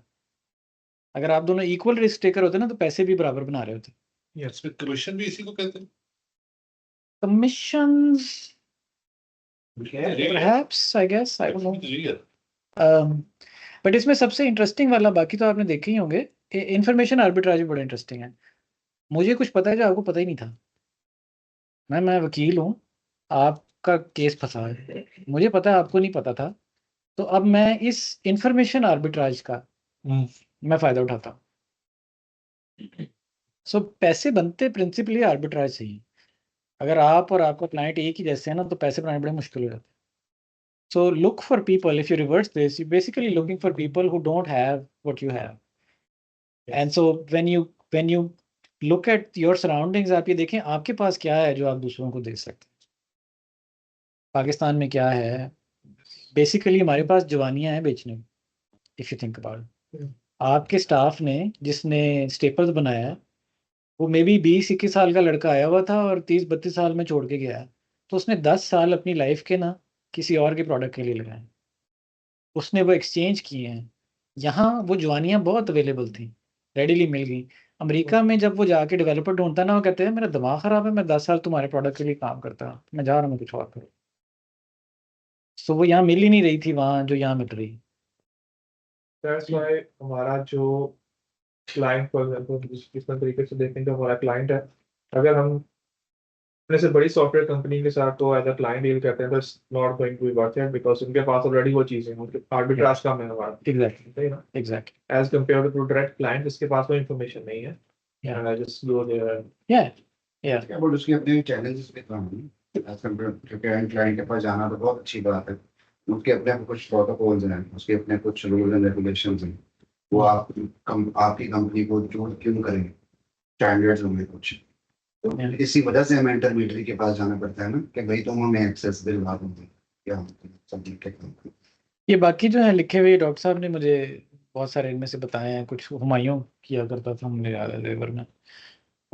ये जो थ्योरेटिकल बेसिस है ना डिफरेंशिएशन की, कि आप कस्टमर से, आप अपने कंपटीशन से बेहतर होना चाह रहे हैं, तो आप ऐसे हो सकते हैं कि आपका प्रोडक्ट ज़्यादा अच्छा हो, आप ज़्यादा अक्लमंद हैं, आपकी एग्जीक्यूशन बड़ी एफिशिएंट है, वो 10 रुपये में कराता है आप 8 में करा लेते हैं, आप कस्टमर के मसले को बहुत अच्छी तरह समझते हैं, उससे बेहतर समझते हैं, यानी आप डॉट नेट डेवलपर बेच रहे हैं तो आप कहते हैं नहीं मैं डॉट नेट डेवलपर बेच रहा हूँ लेकिन मुझे रियल एस्टेट का सब पता है, कंस्ट्रक्शन का मुझे बहुत पता है, so I understand you sir, I can speak your language,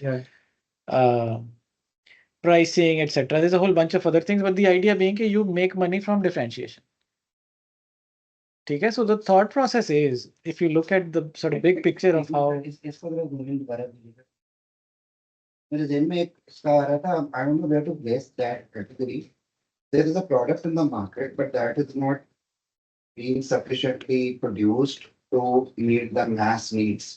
तो फिर एक और कंपनी आती है, फिर तीसरी आती है, फिर चौथी आती है, मिलकर उस डिमांड को पूरा कर रही है without any differentiation of their product quality, price, placement, everything is लेकिन फिर सप्लाई एंड डिमांड का आर्बिट्राज होना चाहिए ना। yeah, something like that. I think we can add somewhere. Yeah, probably. और ये हमारे सर्विसेज इंडस्ट्री में भी ये चीज है।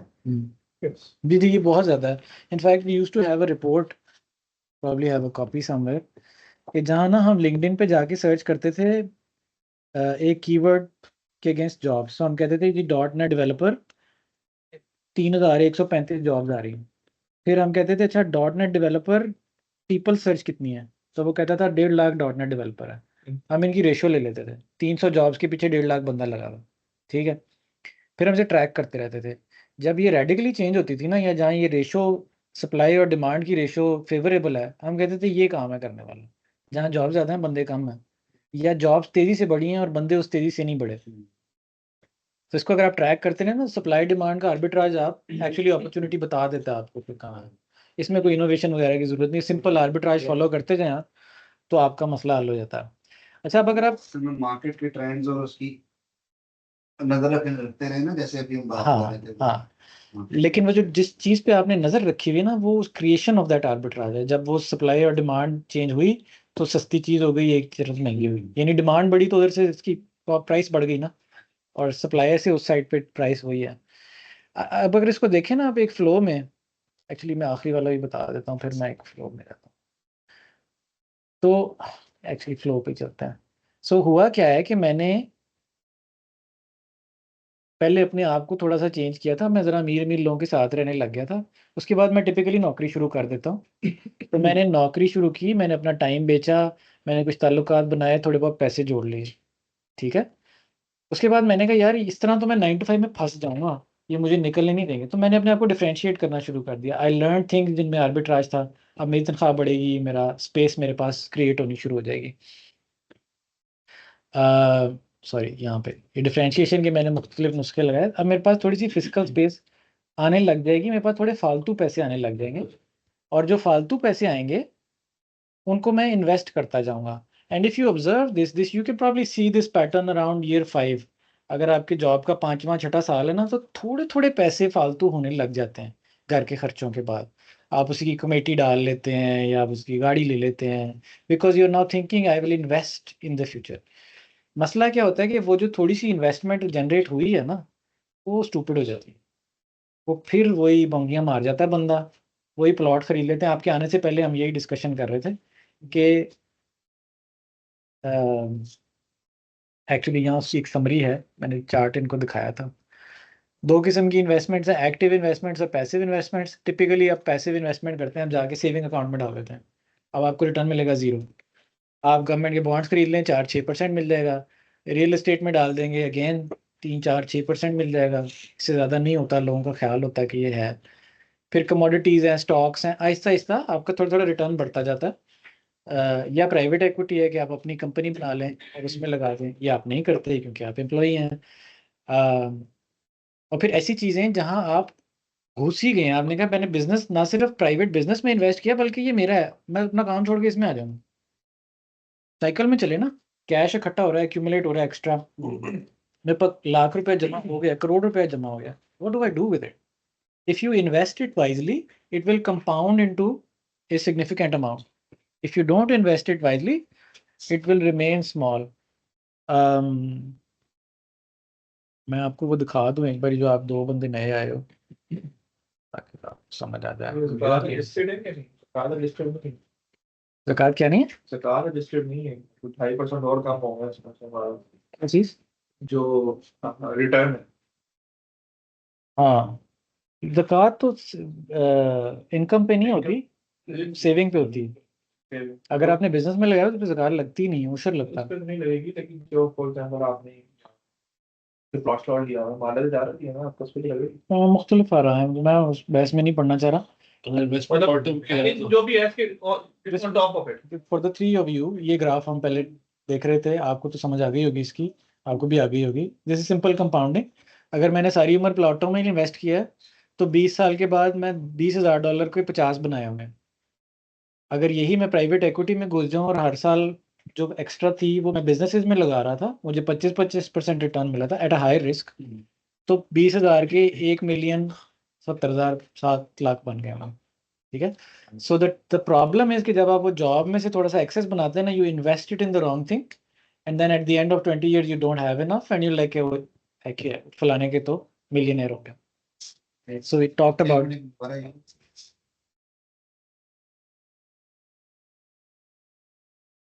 डॉक्टर साहब को यकीन नहीं आ रहा। हाँ, मैं प्रॉपर्टी में उसके बारे में सोच रहा था कि अभी बॉट दैट एंड या that is this is the track it is following. हाँ, से तो फिर वो वेरी कम है। मुझे लग रहा है मेरे ही केस डिस्कस हो रहा है अभी।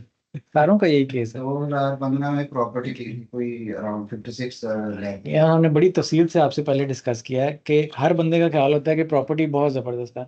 आप उसे मैं कहता हूँ कि वो एक टाइम के हिसाब से बिजनेस है ना मसला। आप उसे इस टाइम पे आके शायद आपको आप उसकी करेंसी डिप्रिशिएशन एडजस्ट कर लें और उसकी कंपाउंडिंग एडजस्ट करके देख लें। ग्लोबल एवरेज ही यही है, पाकिस्तान कोई आसमान पे से नहीं उतरा, आजकल तो हाँ, ग्लोबल एवरेज ही है। आजकल तो पाकिस्तान में हुआ भाई। और जिस जो नहीं लेता प्रॉपर्टी, उसका हमेशा ख्याल होता है कि प्रॉपर्टी अच्छी इन्वेस्टमेंट। यार 2 साल गुजरे हैं प्रॉपर्टी कीमत पहले बहुत पसंद आते खा को। आजकल तो पाकिस्तान में हो रहा है प्रॉपर्टी में तो इसके पिटिशन आजकल से और तो उनको चाहिए डीएचए फ्री में देना शुरू कर। अच्छा, जो अपनी इन्वेस्टमेंट्स है ना, आखिरी पॉइंट ही है, जो अपनी इन्वेस्टमेंट्स हैं उनमें, सो मेरे पास कुछ पैसे जमा हो गए, उन पैसों का मैं क्या करूं? मैंने अपना ही कुछ करना है, अब मैं उन पैसों का क्या करूं so that they are most productive. One is to scale up. Scaling up means कि मैं $8 का काम बेचता था, मैंने किसी तरह ना $50 का $100 का घंटा बेचना, मैंने बेचने घंटे ही हैं, तो I am going to charge more for what I do. How do I charge more? I will invest in learning. I go learn something which is a higher valued skill. तो अगर आप बुक कीपिंग करते हैं तो आप financial advisory शुरू कर दें, तो रिस्क मैनेजमेंट शुरू कर दें। अगर आप टेक करते हैं तो फिर आप लेटेस्ट ट्रेंडिंग टेक शुरू कर दें। और हाँ, तो अपस्किलिंग, इसको मैंने यहाँ कैप्चर किया हुआ है। मतलब सबसे स्टूपिड चीज़ जो आप कर सकते हैं ना ज़्यादा घंटे उसी स्किल से ज़्यादा पैसे कमाने की, वो ये है कि आप डबल शिफ्ट शुरू कर दें, सुबह इधर शाम उधर। And a lot of people do this, वो फ्रीलांसिंग शुरू कर देते हैं, they still make more money and they save more money, sure it's possible, लेकिन ये 1 to 2x से आगे नहीं जा सकेंगे आप। इधर आके आपने फ्लैट हो जाना। ठीक है, अपस्किलिंग कर लें, may be that's the other scale up, scale out ये वाला है, इसीलिए उसको रेड किया है बिकॉज दैट्स मोर एडवाइजेबल।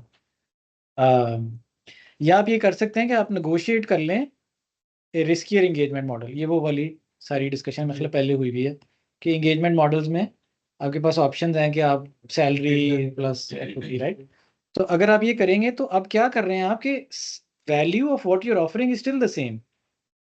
आपने .NET डेवलपमेंट की है, it is worth let's say 100 rupees, लेकिन अब आप क्योंकि बहुत तगड़े हो गए हैं, आपने बंदा ऐसा चुन लिया, तो आप कहते हैं नहीं फिर से तो मैं इक्विटी पे करूँगा। ठीक है, तो अब आप 100 का ही हिस्सा तोड़ रहे हैं, लेकिन वो है 100 ही, 100 से बड़ा नहीं हो रहा जी।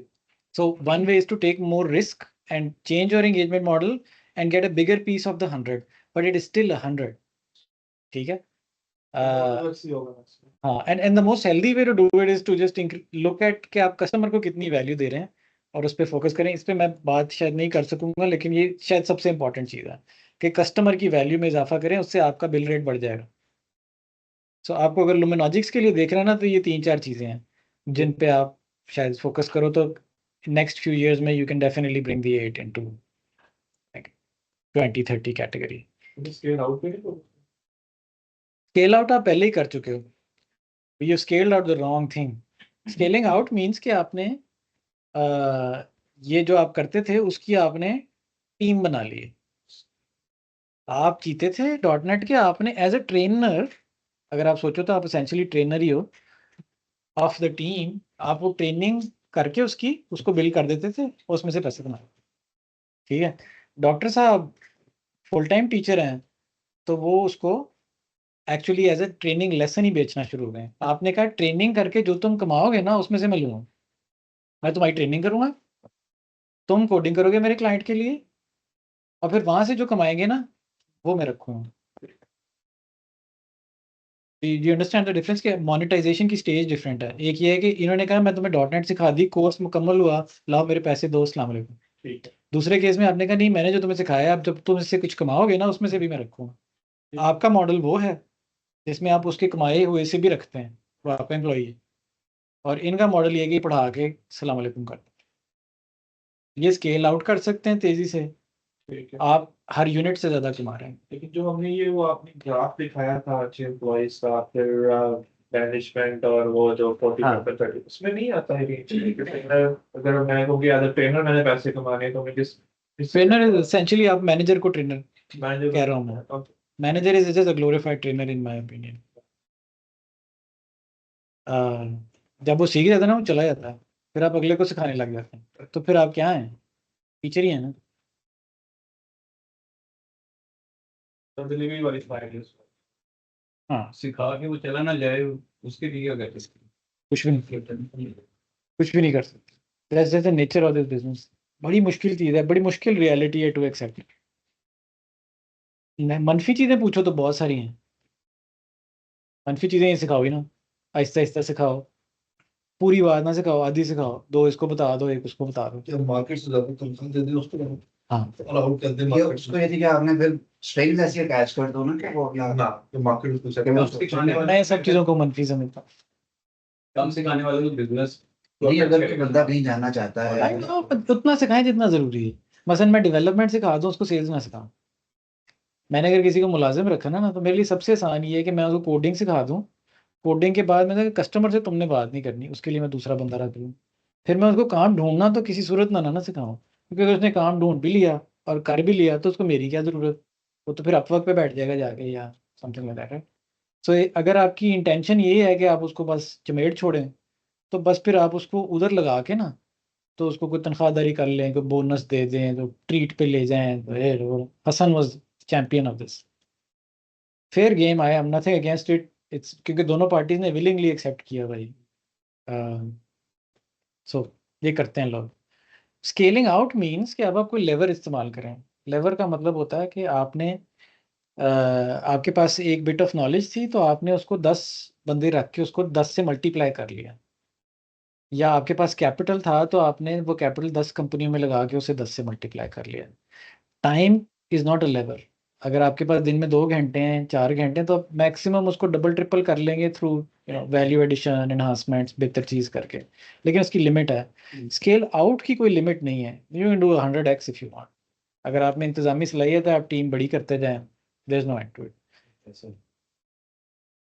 पैसा भी नहीं है, अगर आइडिया आपके पास है तो पैसा खुद ही आ जाता है पीछे पीछे उसके। ठीक है, सो अब मैं अगर इसको जूम आउट करके आपको एक बार इसका पर्सपेक्टिव दे दूं कि अपने आप को बदल लें, थोड़ा सा अपने एसेट्स को समझें कि आपके पास क्या ख़ास बात है, आपकी जवानी है फॉर सेल, आपकी अकाउंटिंग की स्किल है फॉर सेल, क्या है जो अब आपके पास है देने को आपकी कंपनी के पास, आपके एसेट्स क्या हैं, रिकग्नाइज दैम। मतलब पहना चाहिए कि क्या एसेट्स हैं। हमारी सर्विसेज हमारे कस्टमर्स हैं, तो आप सर्विसेज प्लीज मल्टीप्लाई करते हैं।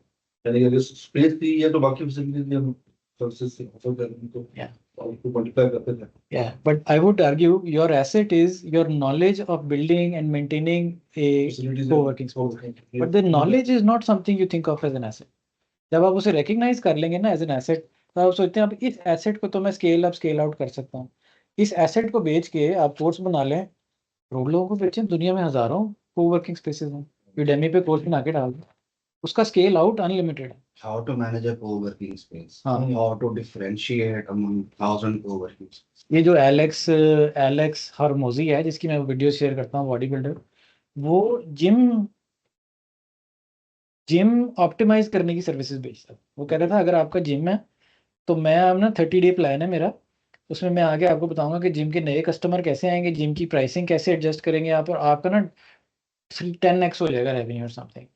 तो ये जाके कंसल्टिंग बेचा करता था, पहले इसका अपना जिम था, फिर इसने दूसरे जिम्स को कंसल्टिंग देनी शुरू कर दी। फिर इसने महसूस किया कि यार ये मुझे सीखने ही आता है, तो उसने फिर बड़े बड़े ट्रेनिंग कोर्सेज कराने शुरू कर दिए। 10-10 हज़ार जिम ओनर आके बैठा हुआ है, ये अपनी गिद्दड़ सिंगियां बता रहा है जिम चलाने की। तो and then that's where he made most of his money. वो स्केल आउट जो था ना उस वक्त, वो अन्ना हो गया। तो वो लैला जो है इसकी वाइफ, वो उसकी हाँ, एक्विजिशन की क्या है, वो फाउंडर ही co-founder है है। क्या? अमेरिका में कंपनी की ओनरशिप साझी होती है मियां बीवी में। लेकिन otherwise she is not an intellect, no मुझे तो नहीं लगता नो नो, उसकी। She was a trainer in the gym.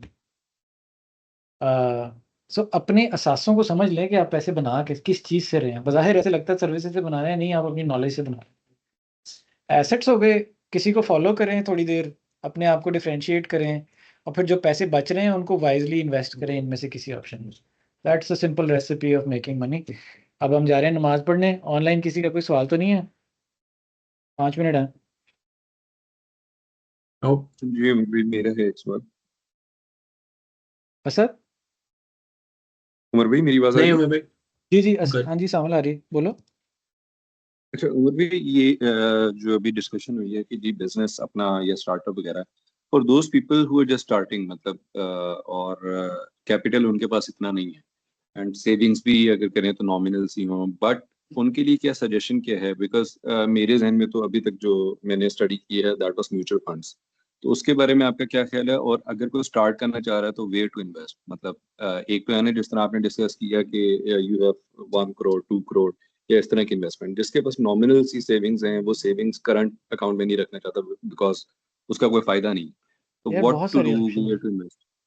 बहुत सारी ऑप्शन है। आई वुड सजेस्ट कि आप उस्मान या अजद के साथ बैठो, तो वो अभी पीछे अगर आप इसकी मैं रिकॉर्डिंग शेयर कर दूंगा, मीटिंग के शुरू में देखना, एक टेबल है पूरा।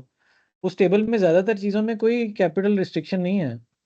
अगर हाँ आपके वो पास 100 देखे रुपये हैं तो आप जाके S&P 500 100 रुपये की खरीद लें, किसी ने रोका तो नहीं। वो 10-12% रिटर्न देती, डॉलराइज्ड, जो पाकिस्तानी टर्म्स में लाइक 25%। आई एम श्योर अभी आपने सही। बैंक में रख छोड़े होंगे। नहीं नहीं, मैंने जो रेनी डे सेविंग्स है वो तो अलग होती हैं सेविंग्स अकाउंट में, बट जो बाकी हैं जो विच आई कैन इन्वेस्ट, वो म्यूचुअल फंड्स में अभी तो उसका इरादा था। तो म्यूचुअल फंड्स अलमिजान में इन्वेस्टमेंट। पाकिस्तान में पिछले 20 साल जी में जी। कोई रिटर्न नहीं आया। हमारे अच्छा। पास ना मिजान वालों का वो आया, फंड मैनेजर। तो काफी हम्म। Bullshit। वो आए हमारे पास मिजान वाले, उन्होंने अपना रीजनल मैनेजर बुलाया, क्योंकि हम कंपनी के पैसे उसमें इन्वेस्ट करना चाह रहे थे। हमने उनसे एक सवाल किया, हमने कहा हमें डॉलरों में पैसे आते हैं, हमें ये बताओ। उनके ना फंड का एक टेबल बना हुआ है हर साल हम्म। के हिसाब से, प्रोस्पेक्टस के एंड पे लिखा होता है, यानी 20 साल की परफॉर्मेंस हम्म। उस पर नजर आ रही होती है। उसमें उनका गोल्ड फंड भी है, इक्विटी फंड भी है, ये फंड भी है, वो फंड भी है। अच्छा, हमने कैलकुलेशन जब की तो हम कहेंगे यार ये तो इन्फ्लेशन को नहीं मीट कर रहा, ये करेंसी डिप्रिसिएशन की वजह से जब बढ़ रहा है। हमने उसको एक सवाल पूछा, हमने कहा आप हमें ना इनमें से कोई एक फंड बता दें जिसमें हमने डाला होता ना तो पिछले 10-20 साल में पॉजिटिव रिटर्न होता डॉलर में। डॉलर में ये positive। नहीं हम कह रहे कि 10% होता कि 20 होता, हम कह रहे हैं नेगेटिव ना होता, डॉलर का सिर्फ प्राइस को पूरा रखता। नहीं कोई भी। तो उसने कहा जी एक भी नहीं है। यानी अगर आपने सिर्फ डॉलर लेके रख लिए होते ना तो आप मीज़ान के हर फंड से बेहतर होते, सिर्फ लेके रख लिए होते। हम तो कह रहे हैं कि डॉलर आप इन्वेस्ट कर दें स्टॉक्स में तो आपको डॉलर पे भी 8-10% मिल जाता। Can we do this from Pakistan? या आई डू। यहाँ से bank Asjad can help you, even Usman can help execute some of these for you। आपके रिजर्व्स में ही रीइन्वेस्टमेंट हो जाएगी। तो we Okay. Thinking of starting it as a TST service, कि आप बता दें बस कि आपने करना है, तो वो एक फंड मैनेजर आपको एडवाइस करता जाएगा। जब आप कहेंगे कि ओके है तो हम आपके पे आपको डाल देंगे। ये जो ग्राफ आपने शेयर किया था ये कौन सा? अब ग्रुप में आपने डाला उसको यूएसडी का 10% वाली आपने बात की थी कि 10% नहीं, वो 10% डिप्रिशिएशन तो सारी दुनिया में ही हो रही है डॉलर की, वो और चीज़ है। वो तो रिटर्न तो नहीं है, वो तो ये कि डॉलर ही डिप्रिशिएट कर गया है against a basket of other currencies in the world. आप सोचते हैं ना कि अगर डॉलर 10% सस्ता हो गया है तो इधर डॉलर का रेट क्यों नहीं गिरा 10%? क्योंकि हमारी हुकूमत नहीं गिरने दे रही, और सारी दुनिया में ये है। आपको शायद नहीं पता होगा, सऊदी अरेबिया में, कुवैत में, यूएई में the currency is pegged to the dollar, ratio वही रहती है। अगर डॉलर गिरा है तो यूएई डॉलर भी उसी हिसाब से, यूएई दिरहम भी उसी हिसाब से गिराते हैं। वो 3.5 की रेशो है, 3.5 का डॉलर होता है। 3.673 तक वो हाँ, उतने इतना ही रखते हैं वो क्या कहते हैं, लॉक्ड है। सामल नमाज के लिए जा रहे हैं, अगर आपको कोई सवाल हो तो फिर आगे पूछ लेना। श्योर हूँ, ठीक, डन। ओके, अल्लाह हाफिज़। ओके।